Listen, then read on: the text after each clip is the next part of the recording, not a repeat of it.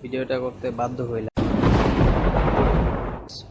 বাংলাদেশে দেখতেছি সবাই ইউটিউবে অনেক ইউজ করতেছে, সবাই ফেমাস হইতেছে, সবাই ইউটিউবিং করতেছে। কিছু কিছু কুকুরের বাচ্চাও আছে এখানে, যেমন বিভিন্নভাবে ইউটিউব করতেছে, চ্যানেল করতেছে, অসামাজিক কার্যকলাপ করতেছে। তবে কিছুদিনের মধ্যে ধরে দেখতেছি তাহিদ আফ্রিদি অ্যান্ড প্রান্ত ভাইয়া, তাদের মধ্যে খুব মিসআন্ডারস্ট্যান্ডিং হইতেছে। তবে আমি এতটুকু বলে রাখি, আমি অলওয়েজ সবসময় প্রান্ত ভাইকে সাপোর্ট করি, বাট তাহিদ আফ্রিদি শুনে রাখো, বাপের টাকা খাইয়া জীবনে কিছু করতে পারবো না, ঠিক আছে? নিজের সেন্স, তোমার তো মাথায় কমন সেন্স নাই, আর জাস্ট খালি বইলা বেড়া শুধু সময় অসহায় মানুষদের সাহায্য করতেছো, এটা করতেছো, ওইটা করতেছো, ব্লা ব্লা ব্লা, যেটা মন সেটা করতেছো।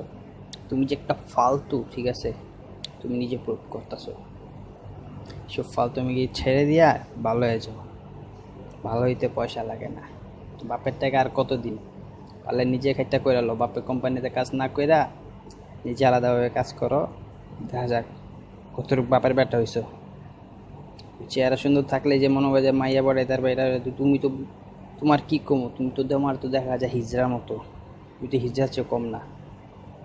আমার নাম দিছে তাহিদ আফ্রিদি, তাহিদ হিজড়া দিলে তো আমার তো মনে হয় বেটার হইতো। সব কথাগুলো মাইন্ডে রেখো, বেশি উৎপাত করো না। ইউটিউব চালাও, হ্যাঁ ভালো কথা, ইউটিউব ভিডিও আপলোড করো, ব্লগ করো, এটা সেটা করো, শপিং করো। সো এখন ভিডিও সং বানাইতেছো, যা করো ঠিকঠাক মতো, কারোর সাথে গ্যাঞ্জাম করার তো কোনো প্রয়োজনই পড়ে না। সো আমার কথাগুলো তুমি বুঝতে পারছো। আর মাইন্ড করো না, কিছু স্ল্যাং ল্যাঙ্গুয়েজ ইউজ করছি, জানি না ভাই আমার কথা রিয়াকশনের পর তোমার কি হইতে পারে। So take care, good by.